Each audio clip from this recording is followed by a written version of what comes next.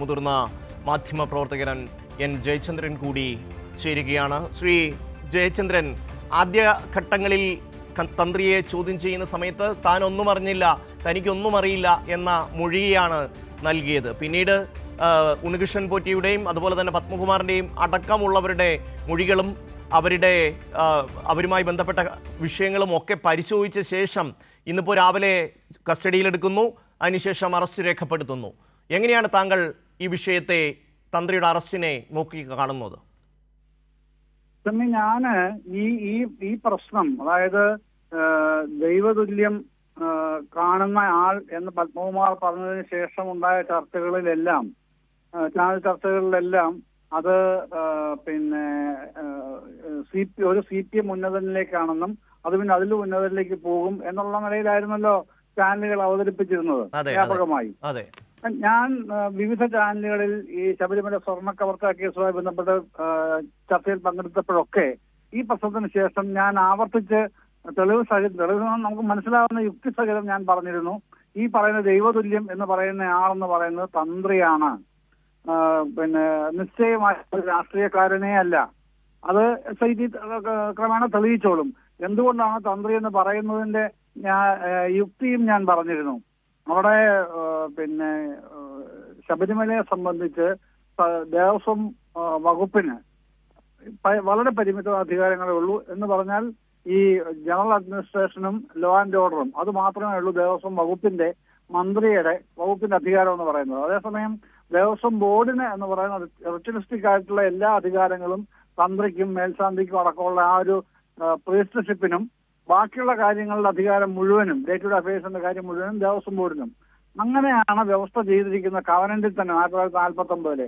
അതുകൊണ്ട് ഇതിനകത്ത് ഒരു കാരണവശാലും വകുപ്പ് വരുന്നില്ല. ദേവസ്വം ബോർഡിലെ ഉദ്യോഗസ്ഥരും തന്ത്രി സമൂഹമാണ് സമാനം പറയേണ്ടത്. കൃത്യമായും ഇദ്ദേഹത്തിന്റെ പ്രവർത്തനങ്ങളെ സംബന്ധിച്ച് നമുക്ക് ഒരു പൊതുധാരണയുണ്ട്. ഈ പറയുന്ന കണ്ഠരര് രാജീവരം സംബന്ധിച്ച് ഒരുപാട് വിഷയങ്ങളിൽ പുള്ളി ഇടപെടുന്നത് അറിയാം. ഞാൻ പ്രത്യേകിച്ചും അവിടെ പരമ്പര എഴുതാൻ വേണ്ടി തന്നെ അവിടെ പോയിട്ടുള്ള ആളാണ് ശബരിമലയിൽ. അപ്പോഴും ഇദ്ദേഹത്തിന്റെ പ്രവർത്തനങ്ങളെ സംബന്ധിച്ച് വ്യക്തമായ ബോധ്യം എനിക്കുണ്ട്. മറ്റു പലരും പറഞ്ഞ് കേട്ടും അറിയാം. അതുകൊണ്ട് തന്നെ ഇത് മറ്റൊരു തരത്തിലേക്കും ഈ ദൈവതുല്യം എന്ന് പറയേണ്ടതല്ല. പറയാൻ ഉദ്ദേശിക്കുന്ന ആൾ ഇദ്ദേഹം തന്നെയാണ് എന്ന വ്യക്തമായ ബോധ്യത്തോടെയാണ് ഞാൻ ചർച്ചകളിലെല്ലാം കൈരളിൽ ഉൾപ്പെടെയാണത് പറഞ്ഞിട്ടുണ്ട്. ഈ ദൈവതുല്യം എന്ന് പറയുന്നയാളെന്ന് പറയുന്നത് മറ്റാരുമല്ല, പ്രീസ്റ്റർഷിപ്പിൽ തന്ത്രിയിൽ പെട്ട ആളാണ് എന്ന് തന്നെ പറഞ്ഞിട്ടുണ്ട്. കണ്ഠരര് രാജീവര് എന്ന പേര് മാത്രം എടുത്തു പറഞ്ഞിട്ടില്ല എന്നുള്ളതേ ഉള്ളൂ. കാരണം കണ്ഠരര് മോഹൻര് വരുന്നില്ലല്ലോ അവിടെ. അദ്ദേഹത്തിന് പഴയ കേസ് കാരണം അദ്ദേഹത്തിനെ അവിടുന്ന് മാറ്റി നിർത്തിയിരിക്കുകയാണ്. പിന്നെ അദ്ദേഹത്തിന്റെ മകൻ മഹേഷ് മോഹനരും കണ്ഠരര് രാജീവരുമാണ് പോകുന്നത്. കഴിഞ്ഞ 2 കൊല്ലമായിട്ട് രാജീവർക്ക് ശാരീരികമായ വിഷമതകൾ മൂലം അദ്ദേഹത്തിന്റെ മകൻ ബ്രഹ്മദത്തിനാണ് ഈ ഊഴം വരുമ്പോൾ ഒരു ഊഴത്തിൽ പോകുന്നത്. പക്ഷെ എന്നാലും ആക്റ്റീവ് ആയിരുന്നു കണ്ഠരര് രാജീവരെ ഉണ്ണികൃഷ്ണൻ പോറ്റിയുമായിട്ടുള്ള എല്ലാ ബന്ധങ്ങളിലും അടക്കം എന്നുള്ളത് ഈ ശബരിമലയുമായി ബന്ധപ്പെട്ട് കാര്യങ്ങൾ അന്വേഷിക്കുന്ന ആർക്കും വളരെ എളുപ്പത്തിൽ മനസ്സിലാകുന്ന ഒരു സംഗതിയാണ്. അതുകൊണ്ട് തന്നെയാണ് ഞാൻ അതിൽ കൃത്യമായി പറഞ്ഞത് തന്ത്രിയാണ് ദൈവതുല്യം എന്ന് പറയുന്നത്. പത്മകുമാർ പറഞ്ഞിട്ടുള്ളത് ആ നിലപാട് തന്നെയാണ്. SIT ഇന്ന് നിയമം കാണുമ്പോൾ വലിയ സന്തോഷമുണ്ട്. വസ്തുതകളിലേക്കാണല്ലോ അവർ പോകുന്നത്. ഹൈക്കോടതി പറഞ്ഞതുപോലെ ശരിയായ രീതിയിൽ തന്നെയാണ് അന്വേഷണം മുമ്പോട്ട് പോകുന്നതെന്ന് ഹൈക്കോടതി നിരീക്ഷണം ഈ ജനുവരി 5-ാം തീയതി വന്നതിനെയും ശരിവെക്കുന്ന തരത്തിൽ തന്നെയാണ് SIT ഇക്കാര്യത്തിൽ ഇടപെട്ടിരിക്കുന്ന കാര്യത്തിൽ വലിയ സന്തോഷം തന്നെയുണ്ട്. മേലിലും ആ അന്വേഷണം ശരിയായ ദിശയിൽ തന്നെ പോവുകയും യഥാർത്ഥ വസ്തുതകൾ കൂടുതൽ വ്യക്തതയോടെ പുറത്തു വരികയും ചെയ്യുന്ന കാര്യത്തിന് ഒരു തർക്കവുമില്ല. ഈ സ്വർണ്ണമോഷണവുമായി ബന്ധപ്പെട്ട് 2007-ലാണ് ഈ ഉണ്ണികൃഷ്ണൻ പോറ്റി ശബരിമലയിലേക്ക് വന്നത് എന്നാണ് മാതൃഭൂമി പത്രത്തിലടക്കം വന്നിരിക്കുന്നത്.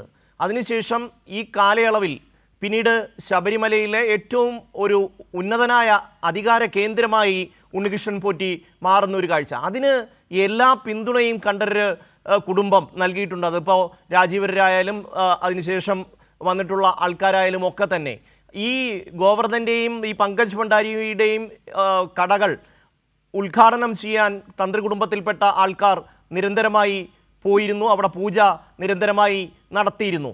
ഇപ്പോൾ ആ സംഘവുമായി, അതായത് ഈ സ്വർണം മറിച്ച് കൊണ്ടുപോയവർ, അത് വാങ്ങിയവർ, അതിൻ്റെ കട നടത്തുന്നവർ ഒക്കെയുമായും ഈ കണ്ഠരര് രാജീവർക്ക് നല്ല ബന്ധമുണ്ട്. അതിൻ്റെ എല്ലാം പ്രധാനിയായി നിന്നത് ഈ ഉണ്ണികൃഷ്ണൻ പോറ്റിയാണ്. പക്ഷേ താൻ ഈ കാര്യങ്ങളിലൊന്നും ഇടപെട്ടിട്ടില്ല, അല്ലെങ്കിൽ തനിക്ക് അതിൽ ദേവസ്വം മാനുവലിൽ പറയുന്ന കാര്യങ്ങൾ അനുസരിച്ച് അവിടെ കാര്യങ്ങൾ നടന്നു, താൻ അതിന് ഒപ്പിട്ട് കൊടുക്കുക അല്ലെങ്കിൽ അനുവാദം നൽകുക മാത്രമാണ് ചെയ്തത് എന്ന വാദമാണ് ഇപ്പോൾ കണ്ഠരര് രാജീവര് ഉയർത്തുന്നത്. ഇല്ലില്ല, ഇദ്ദേഹത്തെ സംബന്ധിച്ച് ഇത് മാത്രമല്ലാന്ന് ഈ വാജിവാഹനം കാണാതായതുമായി ബന്ധപ്പെട്ട് അദ്ദേഹത്തിനെതിരെ അന്വേഷണം നടന്നു ഈ കാലയളവിൽ തന്നെ. അപ്പോഴാണല്ലോ അത് പുറത്തു വരുന്ന ഘട്ടത്തിലായപ്പോഴാണ് വാജിവാഹനം എന്തെങ്കിലും ഉണ്ട് എന്ന് SIT അദ്ദേഹം അറിയിക്കുന്നത്. ഞാൻ തിരിച്ചു തരാൻ തയ്യാറാണ് എന്ന് തന്നെ പറഞ്ഞ് അറിയിക്കുന്നത്. സാധാരണഗതിയിൽ ഈ ശബരിമല തന്ത്രിമാർക്ക് അത് ഈ കണ്ഠരര് രാജീവർക്കും കണ്ഠരര് മോഹനർക്കും ഉൾപ്പെടെ കണ്ഠരര് മോഹനർക്ക് ഏതാണ്ട് 500 പരം ക്ഷേത്രങ്ങളിലെ തന്ത്രാവകാശവും കണ്ഠരര് രാജീവർക്ക് ഏതാണ്ട് 600 പരം ക്ഷേത്രങ്ങളിലെ തന്ത്രാവകാശവുമുണ്ട്.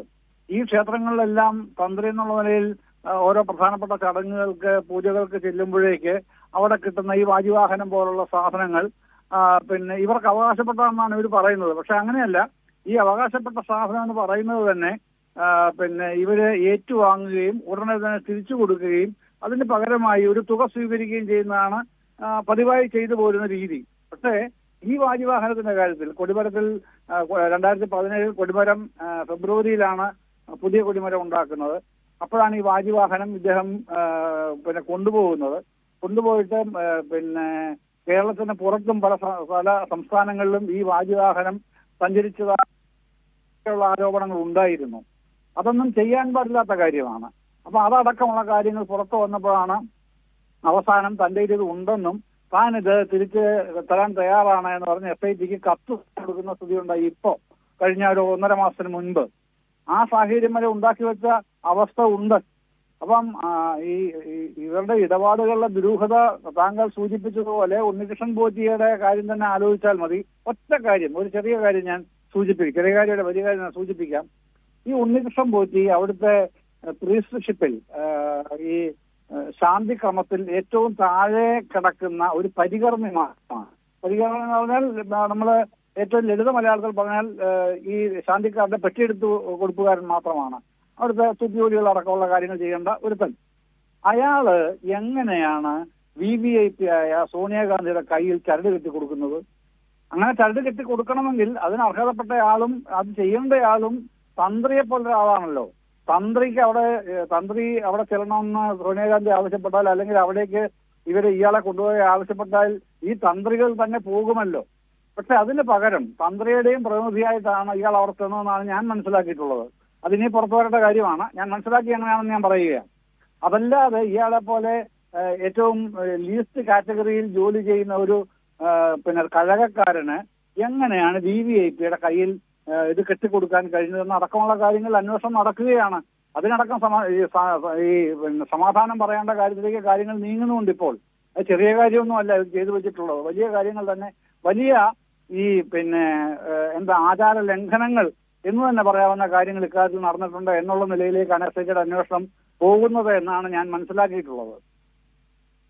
ശ്രീ ജയചന്ദ്രൻ, അല്പം മുമ്പ് രാഹുൽ ഈശ്വർ നമ്മളോട് സംസാരിച്ചിരുന്നു. രാഹുൽ ഈശ്വർ പറയുന്നത് ഇതിൻ്റെ അകത്ത് ആചാരപരമായ കാര്യങ്ങളുണ്ട്, അതുപോലെ തന്നെ അഡ്മിനിസ്ട്രേറ്റീവ് ആയിട്ടുള്ള കാര്യങ്ങളുണ്ട്.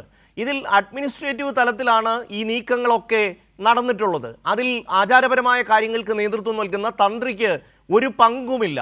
ഇക്കാര്യത്തിൽ തന്ത്രിയെ കുടുക്കുകയാണ് ചെയ്യുന്നത് എന്ന നിലപാടാണ് രാഹുൽ ഈശ്വർ സ്വീകരിക്കുന്നത്. ഖണ്ഡിതമായി ഞാൻ അതിനെ എതിർക്കും.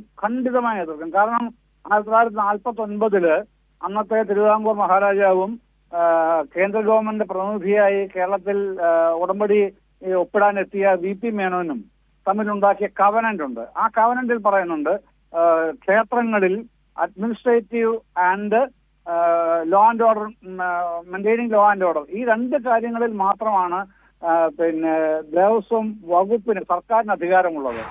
അതേസമയം temple administration, day to day അഡ്മിനിസ്ട്രേഷനും റിച്വലിസ്റ്റിക് ആയിട്ടുള്ള മുഴുവൻ കാര്യങ്ങളും ഉത്തരവാദിത്വം വരുന്നത് ദേവസ്വം ബോർഡിനും ഈ പ്രീസ്റ്റ്ഷിപ്പിനുമാണ് എന്നവിടെ പറയുന്നുണ്ട്. അഡ്മിനിസ്ട്രേറ്റീവ് ആയിട്ടുള്ള ഒരു ചുമതലകളും ഇതിന്റെ അകത്തില്ല, ഈ തന്ത്രി വിഭാഗത്തിനില്ല. എന്ന് മാത്രമല്ല പിന്നെ ഷമി, ഈ SIT കോൺസ്റ്റിറ്റ്യൂട്ട് ചെയ്തുകൊണ്ട് കഴിഞ്ഞ വർഷം ഒക്ടോബർ 10 ദേവസ്വം ഡിവിഷൻ ബെഞ്ച് ഉത്തരവിടുമ്പോൾ ആ ഉത്തരവിൽ പറയുന്നുണ്ട് ഇത് അഡ്മിനിസ്ട്രേറ്റീവ് ലാപ്സ് അല്ല ഇവിടെ നടന്നിരിക്കുന്നത്, ഇവിടെ ഒരു ക്രിമിനൽ കോൺസ്പിറസി ഉണ്ട്, ഈ ക്രിമിനൽ കോൺസ്പിറസിയാണ് SIT അന്വേഷിക്കേണ്ടത് എന്ന് വ്യക്തമായി എഴുതി വെച്ചിട്ടുണ്ട് ആ ഉത്തരവിൽ.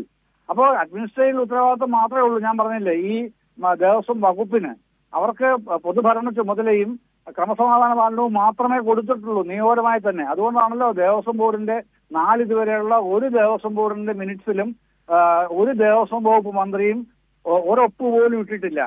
അതിന്റെ കാര്യം ഒപ്പിടാൻ അധികാരമില്ല മന്ത്രിക്ക് ഒരു ദേവസ്വം ബോർഡ് മിനിറ്റ്സിലും. അത് ഇൻഡിപെൻഡന്റ് ബോഡിയായിട്ട് തന്നെയാണ് നിൽക്കുന്നത്. ആ എൻറ്റിറ്റി ഇൻഡിപെൻഡന്റ് ആണ്, പിന്നെ എങ്ങനെയാണ് ഒപ്പിടാൻ പറ്റുക?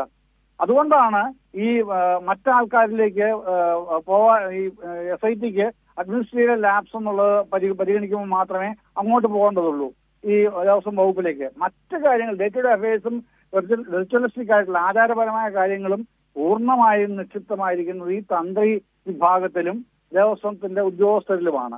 അതുപോലെ സ്വർണ്ണാഭരണങ്ങളെ അടക്കമുള്ള കാര്യങ്ങൾ, ധനപരമായ ഈ അസറ്റിന്റെ എല്ലാ ഉത്തരവാദിത്വക്കാർക്കാണ്, തിരുവാഭരണം കമ്മീഷണർക്കുമാണ്. ഇതൊക്കെ വ്യവസ്ഥ ചെയ്തിട്ടുള്ള കാര്യങ്ങളാണെന്നേ, അല്ലാതെ രാഹുൽ ഈശ്വർ പറഞ്ഞ ഇല്ലാതാകുന്ന കാര്യമൊന്നുമല്ല അത്.